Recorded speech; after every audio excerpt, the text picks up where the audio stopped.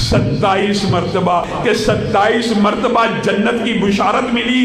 یہ حدیث بھی امام بخاری 27 مرتبہ بخاری شریف میں لے کے آئے اور ہر دفعہ حدیث کا باب مختلف باندھا, ہر مرتبہ فضیلت کا باب مختلف باندھا. کیا باب یہ ہے رسول اللہ صلی اللہ علیہ وسلم ان کو سارے صحابہ جنتی, پھر اعلیٰ, پھر افضل, پھر عشرہ مبشرہ, پھر ابو بکر.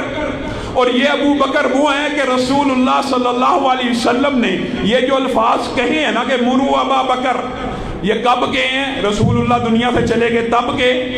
کب کے؟ جب رسول اللہ زندہ ہیں.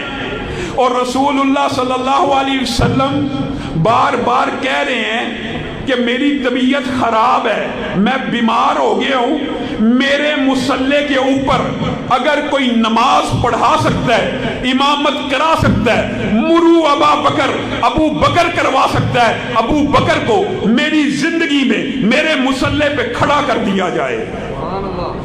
آپ لوگ کہانیاں سنتے ہیں اور آج کل تو کہانیاں چل رہی ہیں بعد میں. کون سے بعد میں؟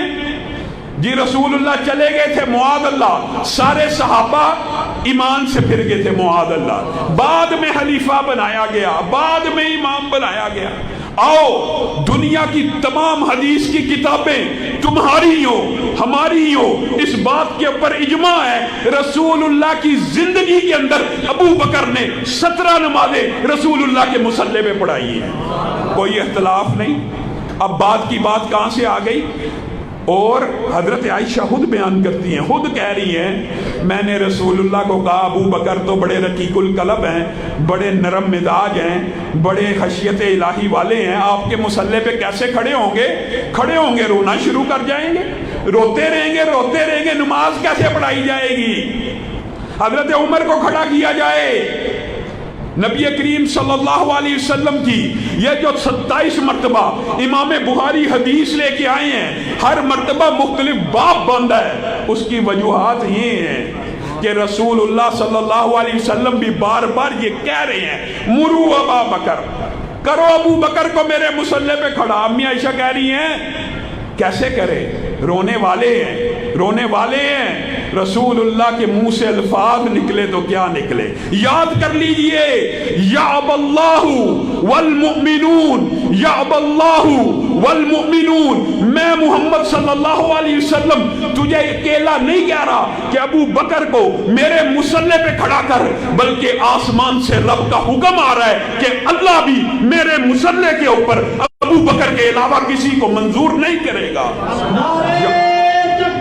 یعب اللہ شان صدیق اکبر, مقام صدیق اکبر, گلی گلی نگر نگر, جس کا چرچا فرش پر علامہ شامل ظہیر صاحب. یعب اللہ والمؤمنون, اللہ بھی ابو بکر کے علاوہ کسی کی امامت کو قبول نہیں کرتا اور مومن بھی کسی کی امامت کو قبول نہیں کریں گے. پھر امام بخاری حدیث لے آئے, بار بار کیوں لے کے آئے؟ یہ الفاظ وجوہات ہیں, مقامات ہیں. اس سے ثابت ہوتا ہے کہ رسول اللہ نے یہ بار بار کہا بھی اور کئی مقامات کے اوپر بھی کہا.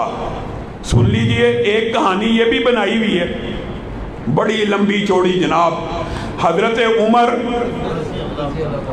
رضی اللہ, حضرت عمر بیماری کے ایام میں رسول اللہ صلی اللہ علیہ وسلم کے پاس موجود تھے. رسول اللہ صلی اللہ علیہ وسلم نے کہا مجھے کاغذ لا کے دیجئے, مجھے قلم لا کے دیجئے. یہ مسئلہ بھی سمجھ لیجئے, یہ بڑی جھوٹ کی لمبی چوڑی ایک داستان بنائی ہوئی ہے کہ نبی کریم صلی اللہ علیہ وسلم کچھ لکھ کے دینا چاہتے تھے. اور وہ کیا لکھ کے دینا چاہتے تھے؟ لکھ کے یہ دینا چاہتے تھے کہ خلیفہ رسول حضرت علی ہوں گے. یہ حدیث میں کہاں پہ آیا؟ یہ حدیث کی کس کتاب میں آیا؟ جو آپ کے دماغ میں ہے وہ آپ نے حدیث میں من گڑت طویلات کر کے کھڑا کر دیا. اور میں آپ کو ایک بات بتلاتا ہوں, یہ جو آج آپ معاشرے میں صحابہ کے اوپر تبرہ دیکھ رہے ہیں, اس کی کچھ وجوہات ہیں. اس کے آپ اور میں مجرم ہیں کہ ہم نے جہلمی اور جہالوی جیسے مردودوں کی گفتگو کو سنا. صحابہ پہ حملہ آور ہوتے ہوتے پہلے آپ یہ سمجھتے تھے کہ یہ مسئلہ کس کا ہے؟ امیر معاویہ کا. کس کا ہے؟ ابو سفیان کا. کس کا ہے؟ بنو امیہ کا. یہ معاملہ اگر صرف حضرت امیر معاویہ کا، ابو سفیان کا، بنو امیہ کا ہوتا، ایمانداری سے بتلائیے، تو ابو بکر و عمر و عثمان کے اوپر تبرہ کیوں کیا جاتا؟ امی عائشہ، حفصہ، ام حبیبہ کے اوپر تبرہ کیوں کیا جاتا؟ اس کا مطلب یہ ہے کہ مسئلہ بنو امیہ سے نہیں ہے، مسئلہ سارے صحابہ سے ہے. نام آپ کو اور مجھے برگلانے کے لیے ان کے فرنٹ مین، ان کے سہولت کار جہلمی کی شکل میں، جہالوی کی شکل میں حضرت امیر معاویہ پہ تنقید کی جائے تاکہ صحابیت کا مقام آپ کی نظروں میں گرا دیا جائے. پھر وہ حضرت